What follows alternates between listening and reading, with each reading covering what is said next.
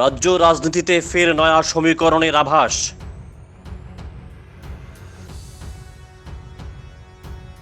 শাসক দলের একজন হেভিওয়েট বিধায়ককে ফোন মমতা ব্যানার্জির।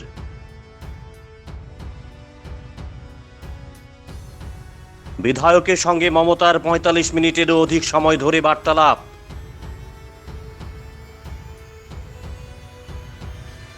সেপ্টেম্বরেই নাকি নয়া চমক দেবেন শাসক দলের এই হেভিওয়েট বিধায়ক।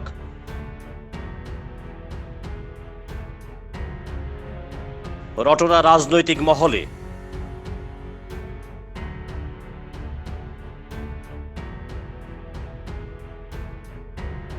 রাজ্য রাজনীতিতে এই মুহূর্তে যুযুধান দুই শক্তি, শাসক দল বিজেপি ও বিরোধী শক্তি তৃণমূল কংগ্রেস।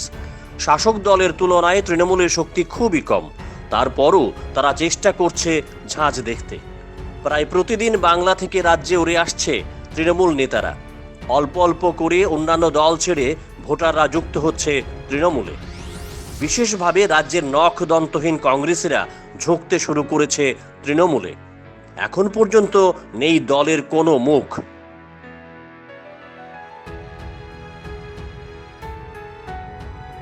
দু ২০২৩-এ রাজ্যে অনুষ্ঠিত হবে বিধানসভা নির্বাচন।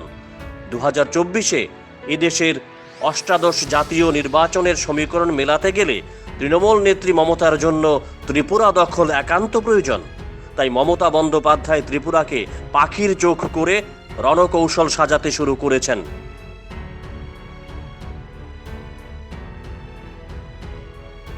ত্রিপুরার রাজনীতির শতরঞ্জে মমতা বন্দ্যোপাধ্যায় গুটি সাজানোর কাজ শুরু করলেও তার হাতে নেই সেনাপতি।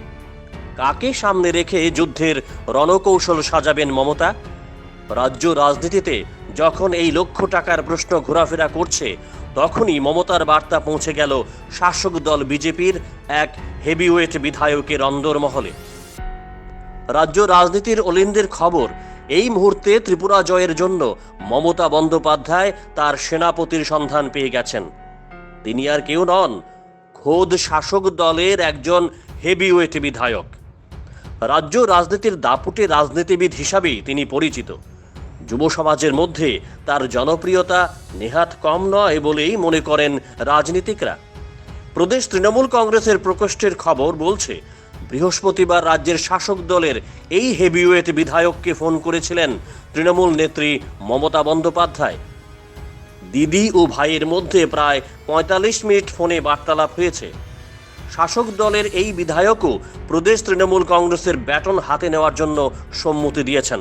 অর্থাৎ দিদি মমতার প্রস্তাবে সায় দিয়েছেন বিধায়ক ভাই। অর্থাৎ জলের মতো পরিষ্কার, আগামী কিছুদিনের মধ্যেই নতুন চমক দেখা যেতে পারে রাজ্য রাজনীতিতে। তবে তার জন্য অপেক্ষা করতে হবে সেপ্টেম্বরের শেষ লগ্ন পর্যন্ত। এমনই আভাস শাসক দলের বিধায়কের ঘনিষ্ঠ মহলে।